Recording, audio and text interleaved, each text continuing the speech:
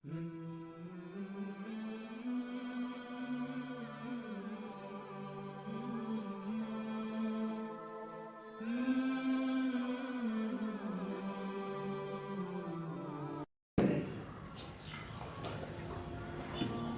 سب سے برا کام کیا ہوا؟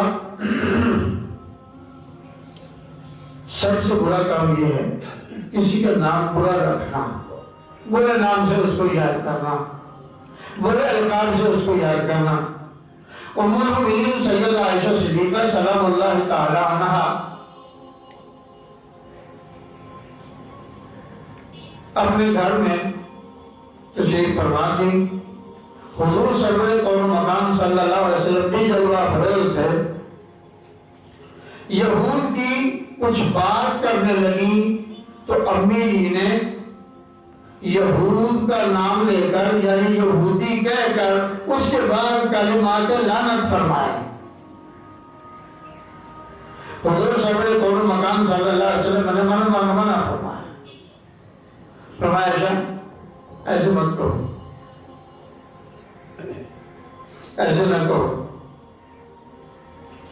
ہیں لعنتی لعنت کے مستحق ہیں، لیکن اگر گھر میں رخصت دے دی جائے تو بعد والی امت کیا کرے گی؟ وہ تو پھر لمبی لمبی تسبیحات لعنتی کی پڑتی رہے گی۔ گویا کہ سلیقہ بتایا، دشمن کا نام لو خیال سے، دشمن کا، اور یہود تو ایمان کے دشمن ہیں، نبی کے دشمن ہیں، قرآن کے دشمن ہیں، کتاب و سنت کے دشمن ہیں، اہل اسلام کے دشمن ہیں، جن کے لیے سخت کلمات کہنے سے ام المؤمنین سیدہ عائشہ صدیقہ سلام اللہ تعالیٰ عنہ کو حضور صلی اللہ علیہ وسلم نے منع فرمایا، ایسا مت کرو۔ جو نبی اس قدر رؤوف الرحیم اور مہربان ہے، غیروں کا نام بگاڑنے کی اجازت نہیں دیتا، وہ اپنوں کا نام بگاڑنے کی اجازت دیں گے؟ شادی پیدا نہیں ہوتا۔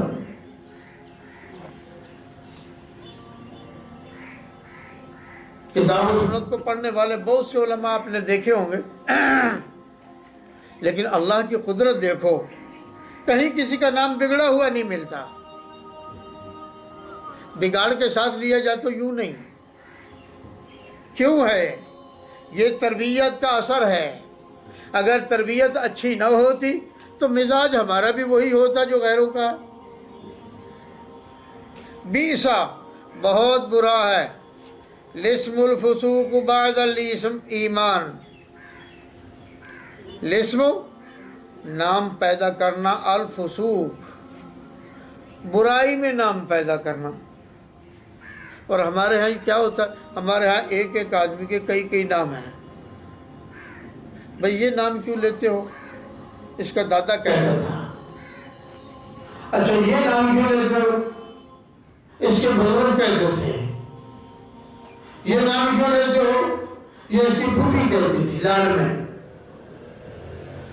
اگر آپ نام کا معنی دیکھیں تو معنی اس کا اچھا نہیں ہے،